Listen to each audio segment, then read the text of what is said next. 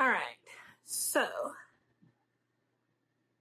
it's mood reading December. But my mood reading is going to be all Achillean reads, as I said before, and I've already started. I started reading Out of Position, the series by Kyle Gold, and I finished the whole entire series on the 4th. Today is the 5th of December, and now I'm starting to read TJ Klune's Bear, Otter, and the Kid. And from the first 2 pages, I can already tell that I'm not going to like one of the characters who's not a main character, so it's okay. But man, ugh. So I literally finished The Bear, Otter, and the Kid by TJ Klune a couple of days ago, and then I finished Who We Are, which is the second book in the series, 2 days ago. So let me just talk about this. This follows a 17-year-old boy who is about to turn 18 and graduate high school, and his mother leaves him with his 6-year-old brother, just saying, hey, you're turning 18. Take care of your brother. I'm going to go be with my boyfriend who has another job in a different state, and you're responsible. Do it. And he does, obviously.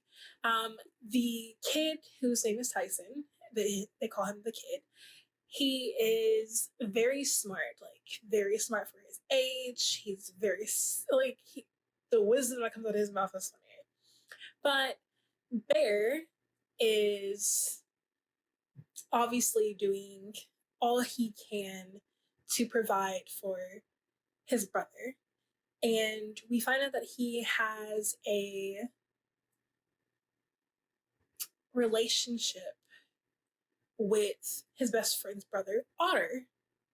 And Otter and him have this very complicated relationship. Otter comes back into his life, and now they're just trying to work on them.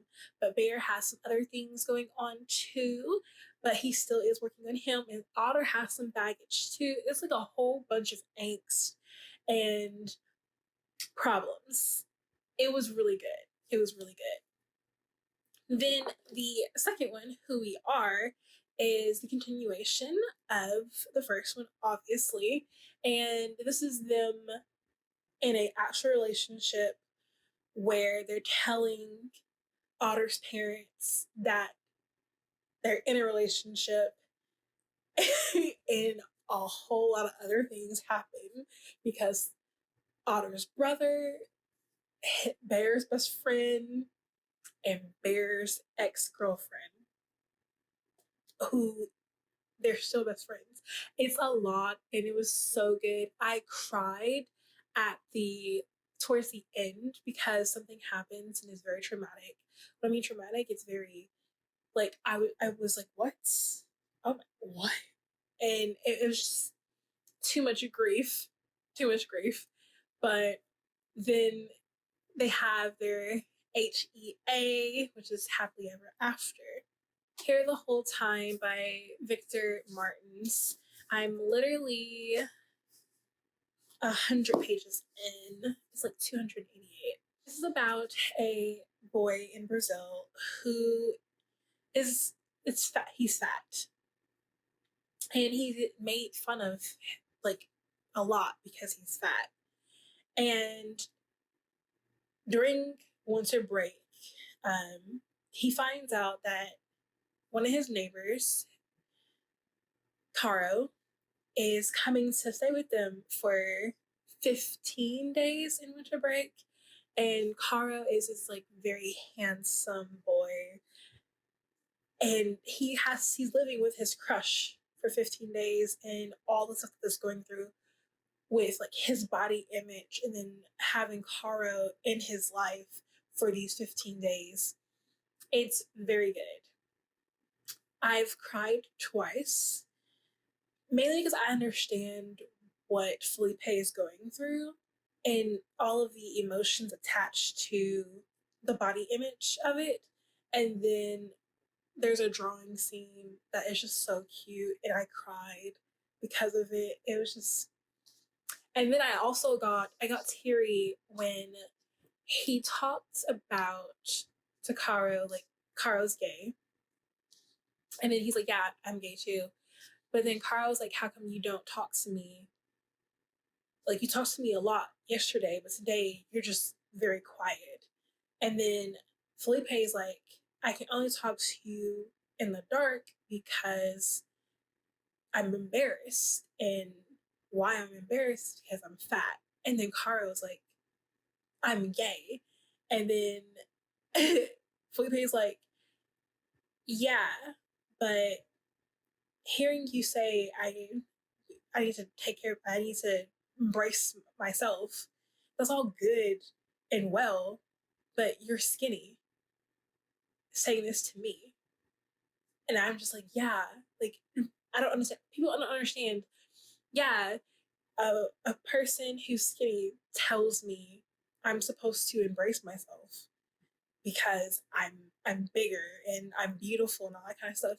That works well for you, but you're still skinny. Like you're what I'm wanting to to feel like. You're the the image that most of the people I'm attracted to like. So you telling me I need to embrace myself when you have the qualities that the average suitor wants in their partner doesn't help me feel better about myself. It just makes me feel like I'm not, and that's it. Like it. So like this is bringing all those feelings that I've had in the past and that have still crept into my adulthood, and great conversation. Love it. Love it. So I finished it last night and I gave this book a 4.25. I liked how real it was. It made me feel so many emotions, like I said before, about like my body image and what I was going through when I was in Felipe's shoes and a teenager. And even still to this day, I still have certain body images. And to find out that Cairo still likes him, even though he thinks he looks ugly, it was so cute. And having Cairo go through so many things as well, because he's out and proud and his parents are not really accepting of it, while also dealing with being closeted because he's heard so many bad things about what it is to be gay in their town. And then the ending was kind of, it's not a HEA ending, but it was a, you know, this is as good as it's gonna get for them right now. If there's a sequel, and I would definitely read it because I want to know how they are together like years later. But for right now, I'm definitely content with how the relationship is, and I like it. So let's just get to the next one. It is December 14th, and I just finished Mason Devers' I Wish You All the Best, which has non-binary rep in here. I think this is my second book that actually has the main character being non-binary. Love City was the first one, and that was really good. This is about a young non-binary person who comes out to their parents, and the parents kick them out, so they then have to move in with their sister and go through the challenges of having to cope with their parents kicking them out and their feelings about their parents, a sister who they feel kind of abandoned them, and then love. Love is like a tiny piece of this. Mainly, it's about their feelings and how to cope with being non binary and going to school with that. And it's like, I think it pertains more to the feelings surrounding them as a non binary person and dealing with the relationships, negative and positive, if that makes sense.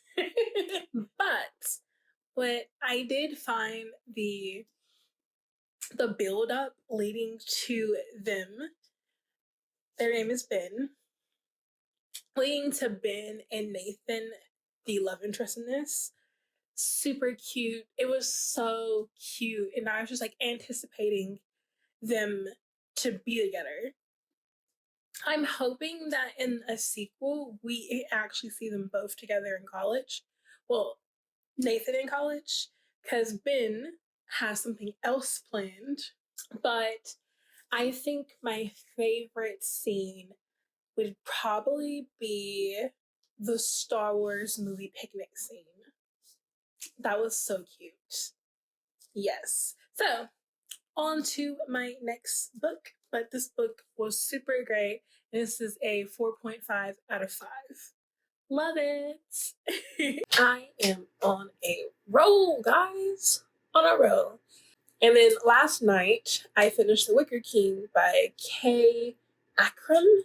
I don't know if I said anything about this book, but this is a story about two boys who are best friends. And one boy just starts having these illusions. He thinks that there's an alternative world out there in the real world, and he's the only one who can see it. And his other friend, Austin, because the one who's seeing the illusions is named Jake. His other friend, Austin, just goes along with it. But we start to notice that like there's something going on with Jake. There's something mentally going on, and that he's not actually seeing any of this in real life. It's because of a mental illness that he is. And so like it's just their story of Austin just going along with Jake's illusions and not getting help. And then there's other people in the book who are also trying to help them get help. But this is technically Achillean because you start to notice that like this is, first of all, this is a very toxic relationship. Austin is just goes along with Jake's schemes, his challenges, just anything that Jake tells him to do, Austin will basically do it. And I mean, basically, he'll have like he'll say no, no, no, and then Jake will show up and be like, "Let's go," and then Austin's like, "Okay, let's go." Like, and then Jake can also be kind of like abusive. Austin even says at one point in time that angry Jake doesn't happen a lot, but he's scared of angry Jake. So they do love each other, and it's very like you can see that. And even though Austin doesn't want to say anything, he doesn't acknowledge it. By the end of the book, he does acknowledge it. They actually both do. And this just wasn't for me. I did not like how the mental illness was taken in this book. I did not like that how an asylum was viewed in this book by someone who wasn't even supposed to be in the asylum. I also didn't like how this book is aesthetically made. So you see whites, and like they do have like these nice, cool things that you can actually look at, and then all that. But as we start getting to like the darker part of the book, everything starts becoming dark and wet, like a dry wet. And it made it like super hard to read. I did not like this. I just It's not for me. I gave this a 2, so it just wasn't for me, especially with the mental illness aspect of it and how the author went about it. It's just, I'm glad they have mental rep in here. I just wish it was executed better. So I just wanted to do a quick update on what's going on. I'm on my 3rd day of having a migraine, and I just have to power through it or take medication for it. So let me just tell you, I'm reading Bond of Brass. Basically, this is a trilogy, and it's about a boy named Eaton. And he is a flight pilot at an academy, and he has a best friend named Gao. And they've been friends since, I think, 6 or 7 years at this academy. And they're about to graduate, and all of a sudden, their classmates who are graduating with them decide to just turn around and start shooting at Gao. Gao? Gale? Gale? Gao. G-A-A-G-A-L. Gao. I'm just gonna go with Gao. And Eaton is like, oh no, I gotta save my friend, so he does. We then find out that the reason why the classmates are trying to kill Gao is because Gao is the heir to the throne of basically their galaxy. And he's also the heir to the kingdom that destroyed Eaton's life. His parents, his whole way of living, his whole city was gone and destroyed by this empire. And Gao, his best friend, is the heir to it. So he has to either turn Gao in and kill him and maybe get the empire back to where it was, or get Gao safely to his parents. And it's basically the story of them trying to do that while like Eaton is just fighting constantly in himself to figure out if he is loyal to Gao, who, by the way, he's in love with, or is he loyal to the past, which is what he came from, to go to the future with the heir that killed everyone you knew. That's a hard decision. I'm on page 230, and I got to the climax of it. Well, I got to the climax that I really wanted. Like, I was like, please, come on, guys. Do it one time for me. And they finally did. And I'm like, yes. Less than 100 pages left. And then I'll be done with this one. If I like this, because I am sort of liking it, I wish that some of the romance was in it and beforehand. But now, like, you can see the romance. It's a very slow simmer too. So we're finally getting to that point. And I'm thinking in the second book, it'll be better. So I'm waiting on that. But also, the 3rd book is coming out. So if I definitely read the 2nd book, I'm going to have to finish the trilogy, obviously. So we shall see. And I cannot wait to figure out how this is going to end, because I kind of know the plot for the 2nd one. So I know everything gets kind of right in this one. I just, peace of mind. I know, like, it's about to implode. I know that because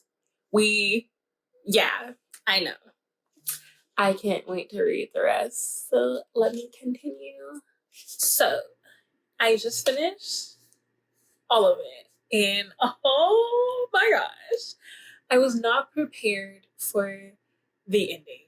Definitely did not see that coming. I didn't even have an inkling. I was just like, wait.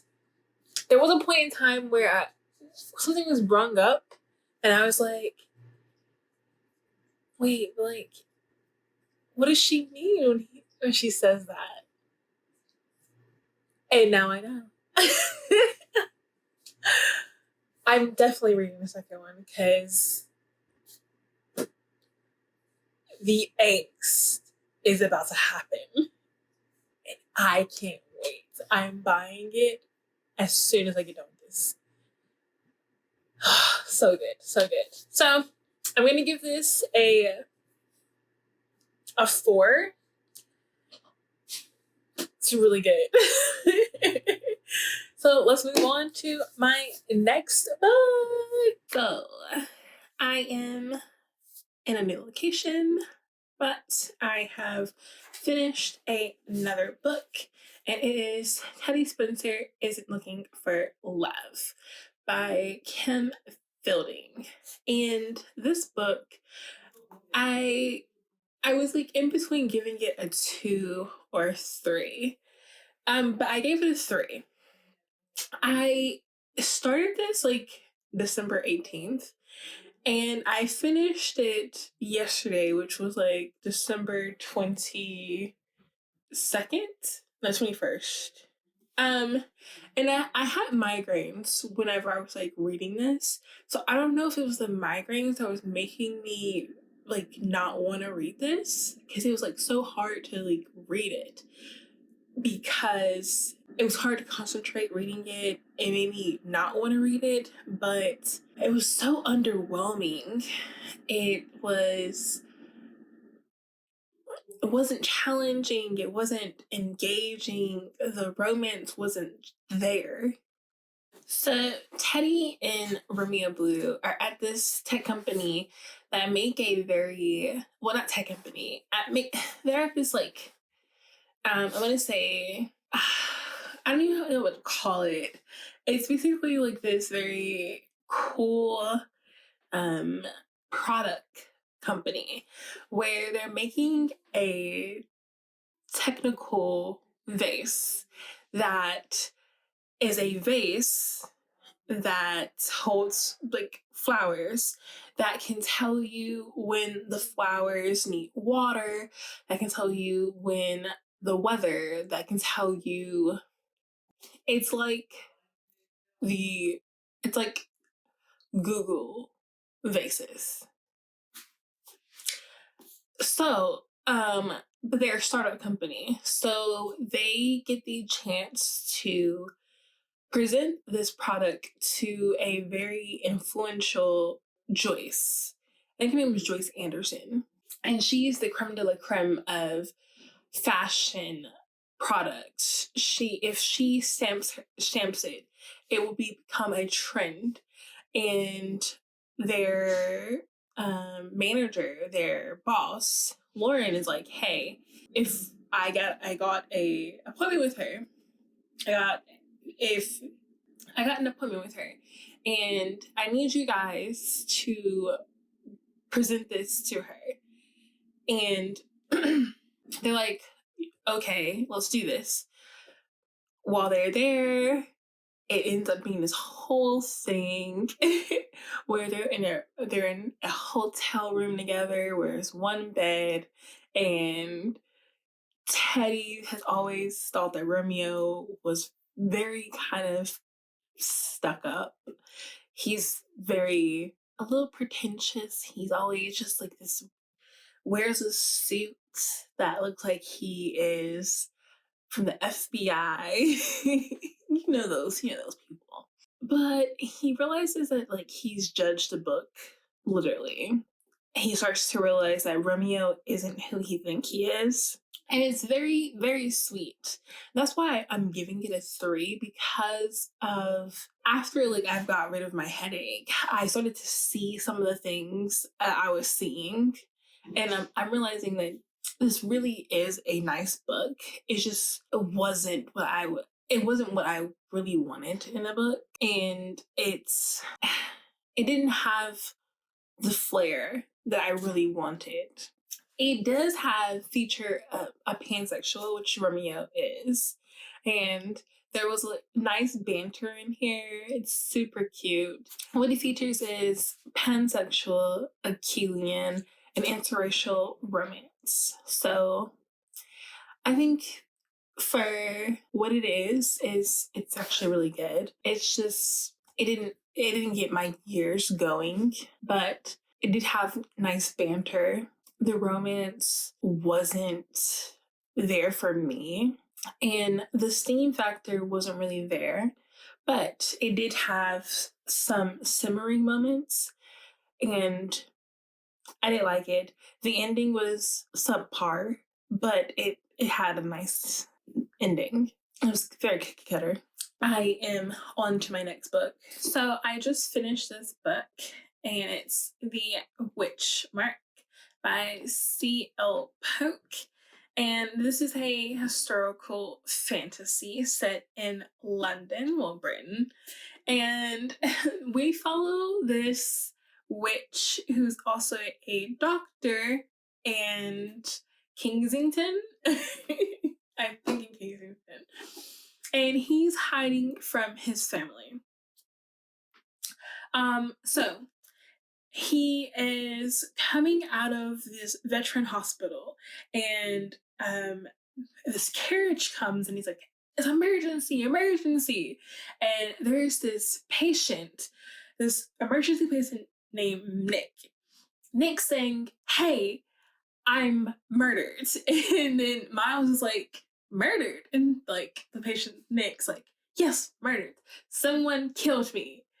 Find out who killed me." And the patient, Nick, is like, has this essence, this green essence, and then like gives it to Miles. So the person who was along in the carriage with Nick is named Hunter. And Hunter hears all this. And Miles, who is a undercover witch, is like, "Oh my gosh, this person heard all of this and is now going to blackmail me, and I don't want them to get this out because witches die." So I have to figure out what they want in order for me to live my life peacefully. Along the way, we understand that Miles has been through war. We understand that the reason why Miles went, like, he's hiding from his family, the reason why he hid away from his family is because he went to war. We find out that his family is actually very wealthy, and they actually are like weather people, or like storm whisperers, storm voicers. So like they control the weather. He didn't want to be that. They can bind the secondaries, and he would be secondaries.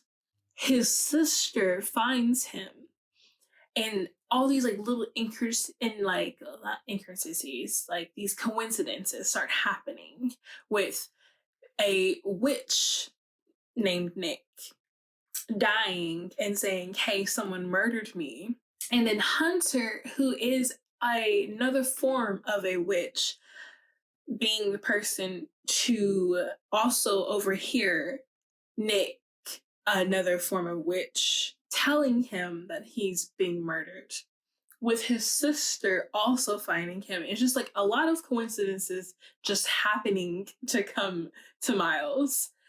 And then we find out that his father is slowly dying.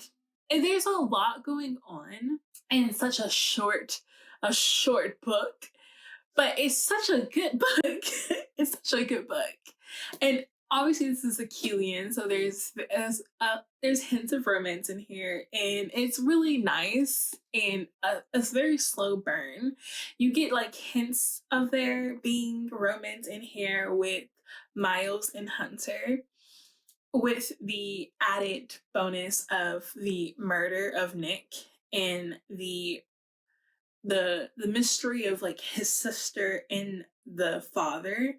It's just like a lot of interwovenness in this storyline. This is the first in the series. I know that there are three of the three in the whole series, so it's a trilogy. But I will give this a 4. The romance wasn't that heavy in it. I did love it, so 4 was great. Yes, so I thoroughly enjoyed it. The magic system was actually thoroughly cool. I think I would see it more as I continue on with the series, if I ever continue on with the series. Um, Especially if I see it with Grace, because this is like the world building was in this one. But again, this was thoroughly enjoyable. So again, 4 for this one. I truly think that I'm done for the books. I think I got as many books as I can for the month of December. So I hope you guys enjoyed this round. I will see you guys in the month of January. And I hope you guys have a wonderful holiday and have a wonderful rest of the month. Bye.